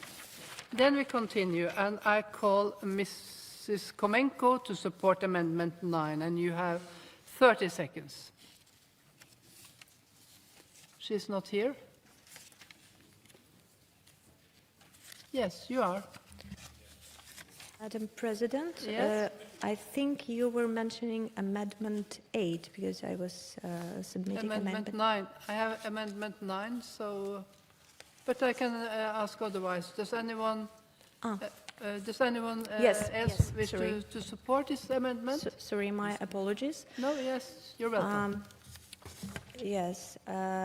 Besides the work of the law enforcement bodies, there are more actors who track atrocities in such cases, and these are the journalists and the media. Their role, as well as the role of social media, human rights activists, and ordinary citizens is huge in collecting, preserving, and verifying open source information related to the war crimes. And this demand is in line with recently adopted Digital Services Act of the EU. Thank you. Thank you. Does anyone else wish to support this amendment? No, I don't see. I have been informed that Mr. Omtzigt wishes to propose an oral sub-amendment as follows. And that's about to replace the words evidence of war crimes and human rights violations with evidence of genocide, war crimes and other human rights violations. In my opinion, the oral sub-amendment is in order under our rules. However, do 10 or more members object to the oral sub-amendments being debated? No, I do not see. Fewer and not at all members object to the oral sub-amendment being debated. Therefore, I call, I think it's Mr. Omtzigt, to support his oral sub-amendment. You have 30 seconds. It's a very useful amendment, but it left out one word, and that's evidence of genocide. So I propose to also, if we ask these online platforms, and it will be quite difficult to ask them, and if they preserve evidence, then they should not only preserve evidence of war crimes and other human rights violations, but also of genocide, because we determine that genocide happened there. So to insert the word genocide. Thank you, Mr. Omtzigt. Does anyone wish to speak against the oral sub-amendment? No, I see none. What is the opinion of the mover of the main amendment? And then I go back to, I think I go back to Mrs. Komenko.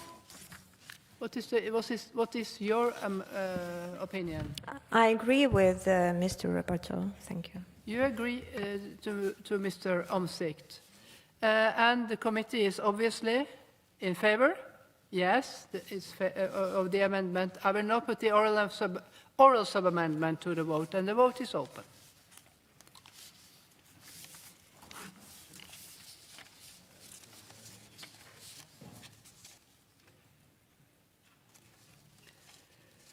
The vote is closed. I call for the result to be displayed. And the oral sub-amendment is agreed to. We will now consider the main amendment. Does anyone wish to speak against the amendment as presented from Mrs. Komenko? No, someone want to speak against the amendment? No. What is the opinion of the committee on the amendment as amended? That's unanimous support the amendment as amended, Madam President. Unanimously support. I shall now put Amendment 9 as amended to the vote, and the vote is open.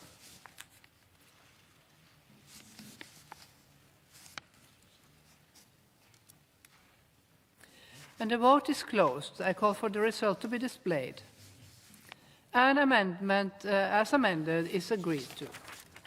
I will now proceed to vote on the draft resolution contained in document 15591 as amended. A simple majority is required. The vote is open.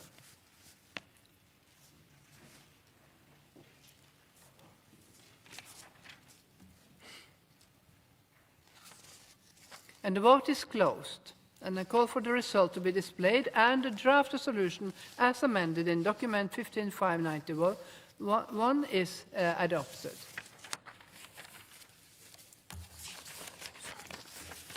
And I understand that the chairperson of the Committee on Legal Affairs and Human Rights wishes to propose to the Assembly that Amendment 6 to the draft recommendation, which was unanimously approved by the committee, should be declared as agreed by the Assembly. Is it so, Mr. Cotier? Yes, it is. Does anyone object? If so, please ask for the floor by raising your hand. I see none. As there is no objection, I declare that Amendment 6 to the draft resolution has been agreed. There is an objection, so the amendment will be taken. No, this is not. Yeah. Any amendment which has been rejected by the committee decised for report by a two-thirds majority of the votes cast shall not be put to the vote in plenary and shall be declared as definitively rejected unless 10 or more members of the Assembly objects. I understand that the chairpersons of the committee wishes to propose to the Assembly that Amendment 7 to the draft resolution, which was rejected by the committee with a two-thirds majority, be declared as rejected. Is it so, Mr. Cotier? Yes? Yes, it is. Does anyone object? I see none. As there is no objection, I declare that Amendment 7 to the draft resolution are rejected.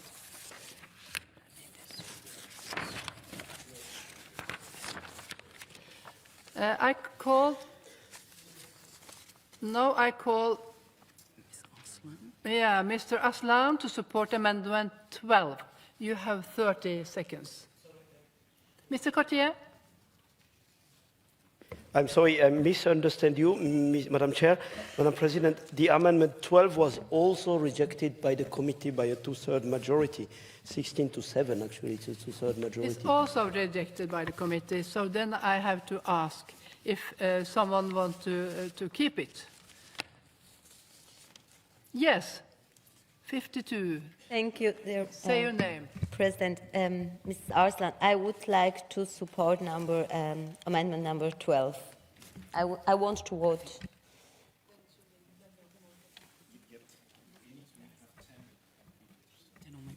Yeah, you need 9 more people. So if I see 9 more people to keep this Amendment 12, I see 1, 2. Can you stand up so it's easier to count you? Yes. 1, 2, 3, 4, 5, 6, 7, 8, 9, 10, 11, 12. That's more than 10. Yes. So we have to vote about it. That's okay. Does anyone want to? You have supported it. We know the position of the committee, but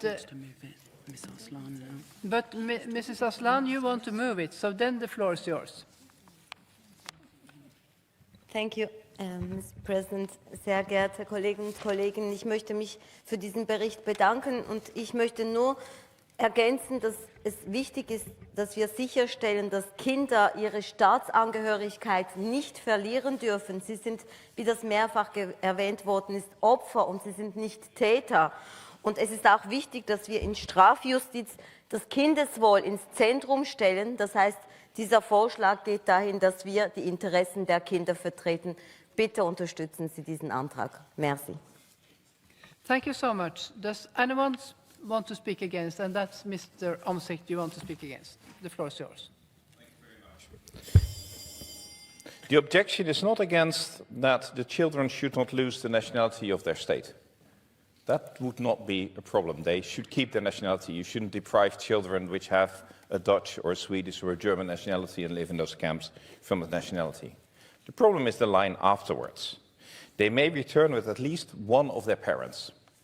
And if they have one parent, and if it's in the interest, and that's what we said earlier in the resolution, in the interest of the child not to return with their parent, because it's better for the child, or it's better for national security, then in that case, there shouldn't be the absolute right. Of course, if a state chooses that it's possible, it can, but that should not be an absolute right, and that's why I would ask you to reject this particular amendment.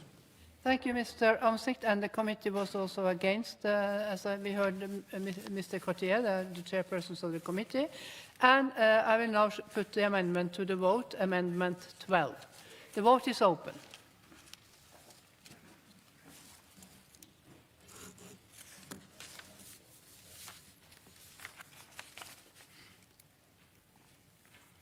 And the vote is closed, and I call for the result to be displayed. Yes, the amendment is agreed to. We will now proceed to vote on the draft recommendation contained in document 15/591 as amended. A two-thirds majority is required, and the vote is open.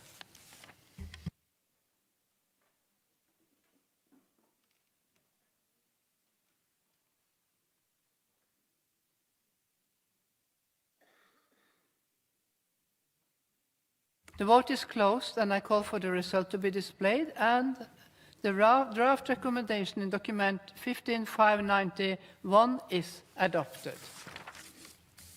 The Assembly will hold its next public sitting tomorrow at 10 a.m. with the agenda which was approved this morning, and the sitting is